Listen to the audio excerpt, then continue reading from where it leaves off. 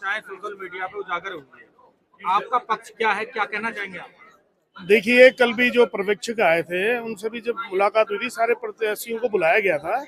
तो फर्जी मतदाता, सिर्फ फर्जी मतदाता की डेफिनेशन हमने उन लोगों से पूछी, तो उनका कहना है जिस किसी भी व्यक्ति का, चाहे वो कहीं का भी रहने वाला हो, हिंदुस्तान के किसी भी कोने का रहने वाला हो, यदि उसका जिस क्षेत्र में उसका नाम है मतदाता सूची में, वो वहाँ पे वोट देने के लिए इंटाइटल्ड है, वो वहाँ वोट दे सकता है।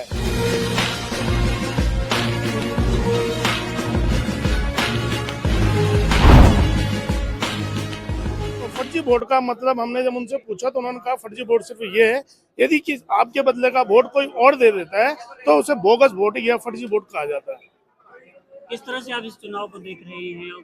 23 तारीख को मतदान होना है और देखिए, पहले तो ये कि नगर पालिका का चुनाव था, प्रत्याशियों के बीच का चुनाव था, लेकिन आज की डेट में जिस तरीके से रवाई घाटी के जो लोग हैं उनके स्वाभिमान, उनके आत्मसम्मान को ठेस पहुंचाया जा रहा है। हर किसी को मारने की धमकी, व्यापारी को उसका व्यापार छीनने की धमकी, राजीव आवास वालों को जो घर मिले हैं केंद्र सरकार के द्वारा, उनके लिए उनको धमकी, मतलब हर किसी को धमकाया जा रहा है। एक समय हुआ करता था जब जो मतदाता हुआ करता था और जो लोग चुनाव लड़ते थे उनके लिए भगवान स्वरूप होता था, और हमारे लिए आज भी हमारा मतदाता जो है भगवान स्वरूप है।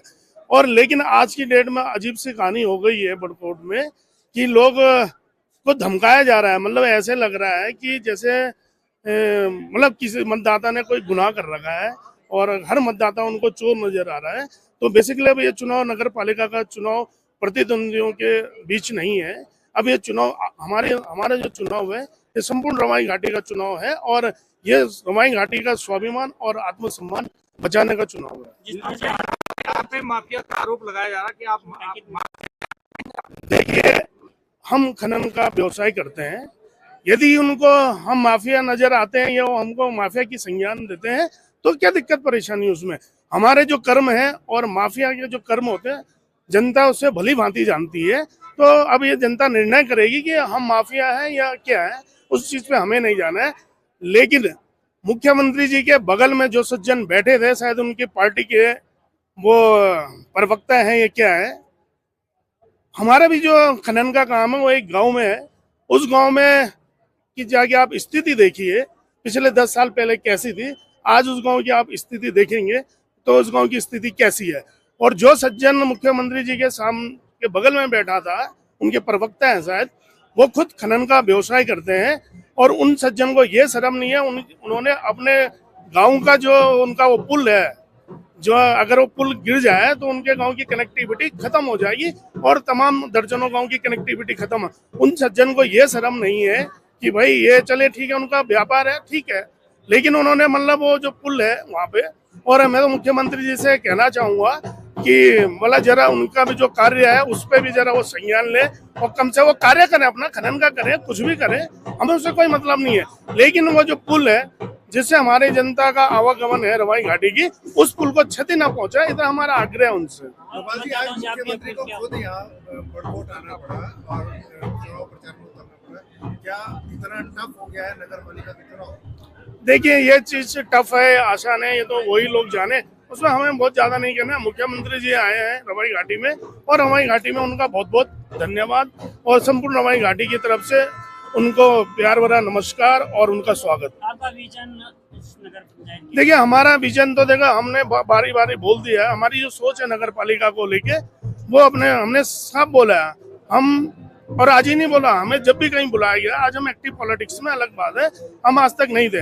हमने इससे पहले भी बोला है कि पूरी रवाई घाटी हमारे परिवार की तरह है, जो एक परिवार के लिए बेहतर हो सकेगा हम वो करेंगे। आपकी अपील मतदाताओं के लिए क्या होगी? मेरी अपील रवाई घाटी के मतदाताओं से ये है कि आप जो ये चुनाव के बारे में अफवाहें उड़ रही हैं, आप इन अफवाहों पे न जाएं।